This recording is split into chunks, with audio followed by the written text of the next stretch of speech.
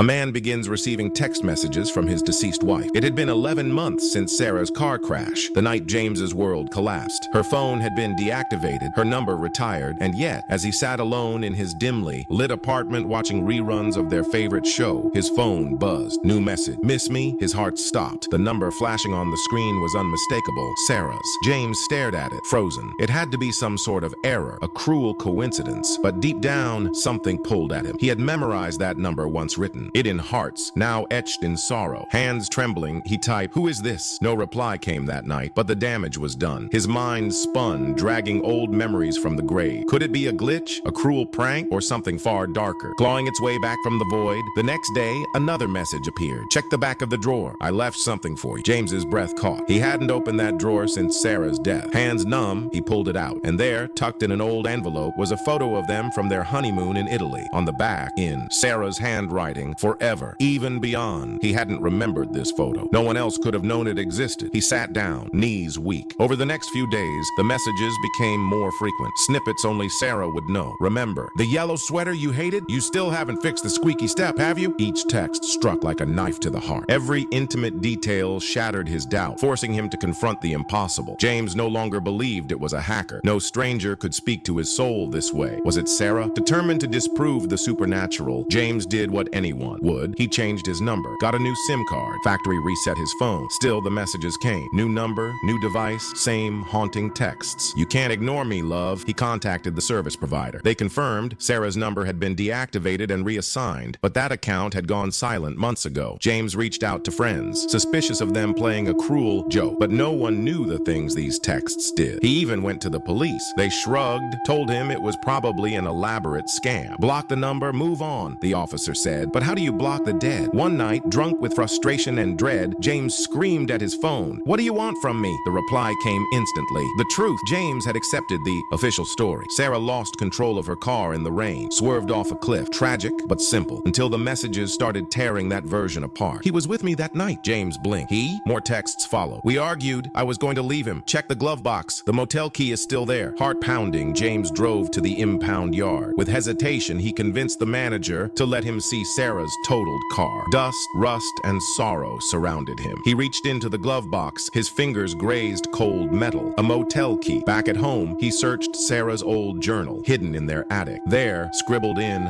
rush ink, he found the truth. Sarah had been having an affair, and the man she was with the night she died was still out there. It started subtly, a whiff of her perfume, a shadow in the mirror, her favorite song playing without warning. Then she appeared. Not fully, just glimpses. The silhouette of her form behind the shower curtain, the gentle creak of her footsteps down the hallway, a flash of her face in the reflection of a dark window. James thought he was losing his mind. One night, as he stood washing dishes, he felt warm breath on his neck. He turned. Nothing. But on the steamed window above the sink, a message appeared, as if written by an invisible finger. "He's watching you now." His heart hammered. He whirled around again, alone, but not truly. Sarah was here, half here, trying to reach him from whatever lay beyond. And someone else, someone alive, was now part of this ghost story. They became direct. "Go to the Oak Bridge Motel, room 9. Visit the place we first met. Look under the bench." James resisted at first. He didn't want to follow the commands of a dead woman. But the urgency in the messages was undeniable. Driven by equal parts fear and longing, he obeyed. At the motel, he discovered a receipt dated the night Sarah died. The name of the man she was with, Dr. Matthew Lorne, his old friend. At the bench in the park, buried beneath layers of dirt, he found an old locket. Inside, a photo of them together, and behind it, a voice recorder. Sarah's voice, whispering, "If you're hearing this, he's coming for you too." Each location brought more pieces of the puzzle, pulling James deeper into a web of betrayal, fear, and unfinished business. But the biggest revelation was still to come. Dr. Matthew Lorne, once James's best friend, now revealed as Sarah's secret lover. James confronted him, but Lorne laughed it off. "You're grieving, hallucinating," but James had proof. The texts, the recording, the motel key. Then came the most disturbing message yet. He didn't just let me die, he made it happen. The truth unfurled like a horror script. Sarah had threatened to expose Matthew. In a rage, he tampered with her brakes. The crash wasn't an accident. James reported everything to the police, but Matthew was smart, careful, and powerful. Nothing stuck. That night, James found his front door ajar, his living room ransacked. A final warning: stay out of it or join her. James knew then Sarah wasn't just haunting him. She was trying to protect him from a murderer. Sarah's appearances grew vivid, almost solid. Her voice echoed in his dreams, her touch icy against his skin. "Help me finish what I started." She wept wept ghostly tears reaching out from the veil. James began documenting everything: messages, photos, recordings. He created a private blog, anonymously posting every chilling detail, hoping someone would believe him. In return, Sarah rewarded him with more clues: emails hidden in old accounts, photos tucked in forgotten drives. She showed him her final moments in flickering dreams. Matthew's cold eyes, the brake fluid draining, the terror before the fall. James cried for her, not just in sorrow but in rage. Sarah no longer haunted him. She was with him. Together, they were chasing justice from beyond the grave. One night, James took his phone to a medium. The woman gasped as she held it, whispering, "This